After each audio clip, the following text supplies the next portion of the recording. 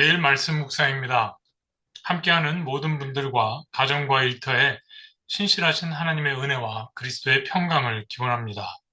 묵상 말씀은 시편 29편입니다. 봉독합니다. 너희 권능 있는 자들아 영광과 능력을 여호와께 돌리고 돌릴지어다. 여호와께 그의 이름에 합당한 영광을 돌리며 거룩한 옷을 입고 여호와께 예배할지어다.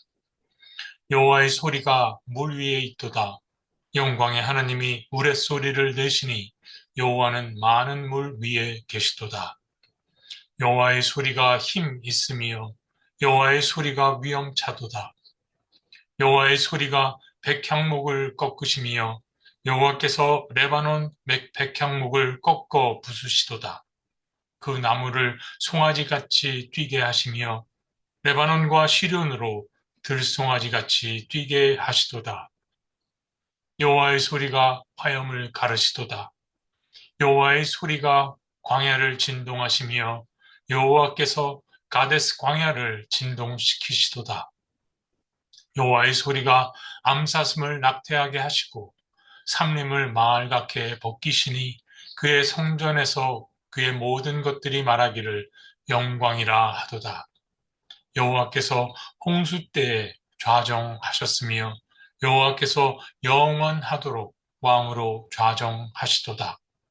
여호와께서 자기 백성에게 힘을 주시며 여호와께서 자기 백성에게 평강의 복을 주시리로다. 하나님의 말씀입니다. 하나님 감사합니다. 시편 29편의 기도자는 어떤 환난이나 혼돈, 그 위 보좌에 앉아 다스리시며 자기 백성에게 힘과 평강을 주시는 하나님께 영광과 예배 드리길 기도합니다. 처음 1절과 2절, 끝머리 10절과 11절에 기도자의 그런 의중이 담겨 있습니다. 중간 부분인 3절부터 9절에서 기도자는 하나님께서 예배를 받으시기에 합당한 배경으로 여호와의 소리, 곧 하나님의 음성에 대해 간증합니다. 우레소리, 큰물, 백향목, 들송아지, 레바논, 시륜, 화염, 광야, 암사슴, 삼림 등 여러 상징적인 명사들이 하나님의 음성 앞에 진동하고 꺾이고 부서지고 뛰어다니고 갈라진다 말합니다. 왜 이렇게 기도자는 다양한 명사들과 동사들을 사용해서 표현한 것일까? 기도자는 아마도 당시 자신이 살던 세계의 모든 현상들을 담아내려 했던 건 아닐까 추측해 봅니다. 이로써 기도자는 삼라만상의 자연 현상 가운데 하나님의 음성이 살아 울려 퍼지고 있음을, 하나님의 숨결이 운행하고 계심을 증거하고 싶었던 겁니다. 주의할 것이 있습니다. 9절인데요. 암사슴을 낙태하게 하시고 라는 번역입니다. 개역개정 성경의 이 번역은 잘못되었다고 생각됩니다. 히브리어 원문은 여호와의 소리에 암사슴이 떨며 새끼 사슴을 낳다로 정반대의 뜻입니다. 원문에서는 생명을, 번역에서는 죽음을 말합니다. 번역에서는 폭력적인 하나님이 느껴지나 원문은 그렇지 않습니다. 번역을 어떻게 하느냐에 따라 해석이 달라지고 해석을 어떻게 하느냐에 따라 전혀 다른 인생을 살게 됩니다. 성경은 한 가지 번역본만 볼 게 아니라 다른 번역본과 비교하며 주의 깊게 읽을 필요가 있습니다. 좀 더 자세히 들여다봅니다. 한글로 여호와의 소리, 영어로 The Voice of God, 하나님의 음성으로 번역되는 히브리어 콜 아도나이는 이 시편에서 7번 사용됩니다. 히브리 문화에서 7이란 숫자는 온전함과 완전함을 뜻하지요.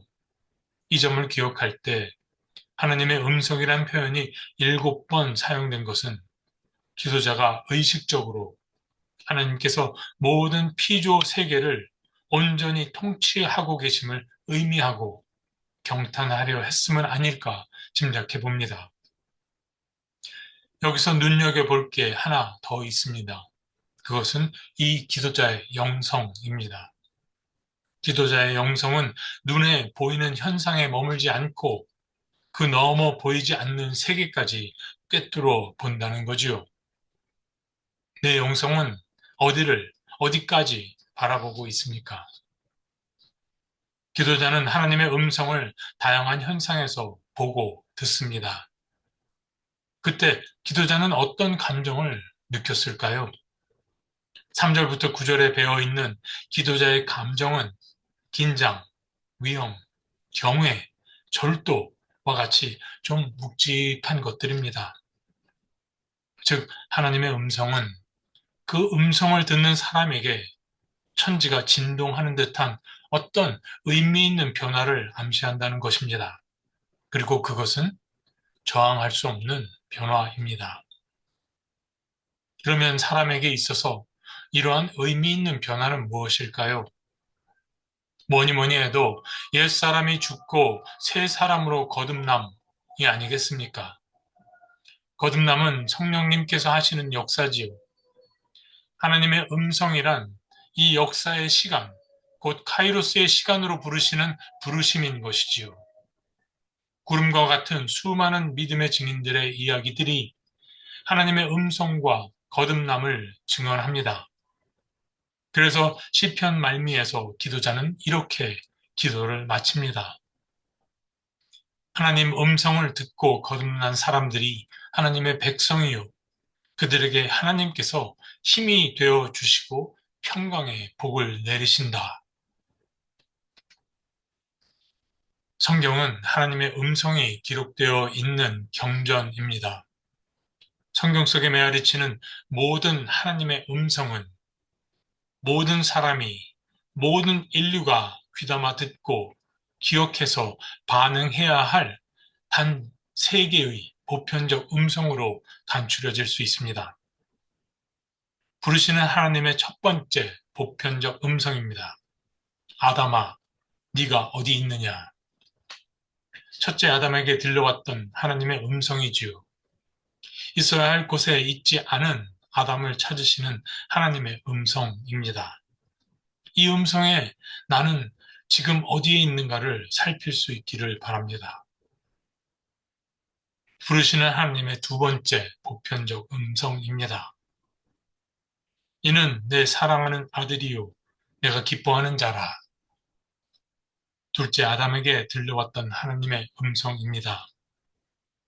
하나님께서 기다리지 않으시고 직접 나를 찾아오셔서 나를 자녀 삼아 주시고 나를 사랑하고 기뻐하심을 확증해 주신 바로 그 음성입니다. 내가 있어야 할 자리가 바로 이곳입니다. 이 음성에 나는 어디로 돌아가야 할지 깨닫게 되길 바랍니다. 끝으로 세 번째 음성입니다. 첫 번째 음성이 성경 구약에 메아리치는 하나님의 음성이라면 두 번째 음성은 신약에 메아리치는 하나님의 음성이라 할 수 있습니다. 부르시는 하나님의 세 번째 보편적 음성은 성경 신구약을 모두 아우릅니다. 생육하고 번성하여 땅에 충만하라. 이 음성은 태초에 하나님의 형상대로 지어진 사람에게 들려주신 하나님의 음성이지요. 원죄, the original sin, 에 찌든 인간들에게 원복, the original blessing이 먼저 있었음을, 우선함을 상기시켜 주시는 하나님의 음성입니다. 이 음성에 의지해서 원죄의 사망의 굴레를 벗어나 원복의 생명의 충만함으로 원죄의 신앙에서 원복의 신앙으로 담대히 나아가시길 바랍니다. 하나님의 음성에 귀 기울이십시오.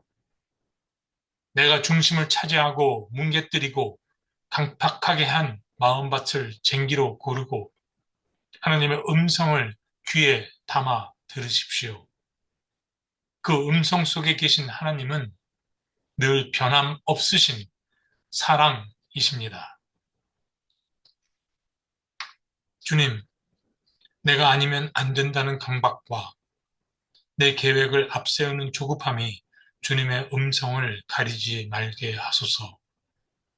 온갖 잡다한 세상의 소음들로부터 주님의 음성을 분별하는 지혜를 주시옵소서. 주님의 음성을 듣게 될 때 그 음성을 따르기로 결단하는 용기를 주시옵소서. 비록 연약할지라도 주님을 향한 저의 마음을 받으시고 저의 힘과 평강이 되어 주셔서 감사와 기쁨으로 노래하며 주님께서 저를 사랑하신 것 같이 저도 사랑하게 하소서. 사랑의 음성에 구현되시는 주 예수 그리스도의 이름으로 기도드립니다. 아멘.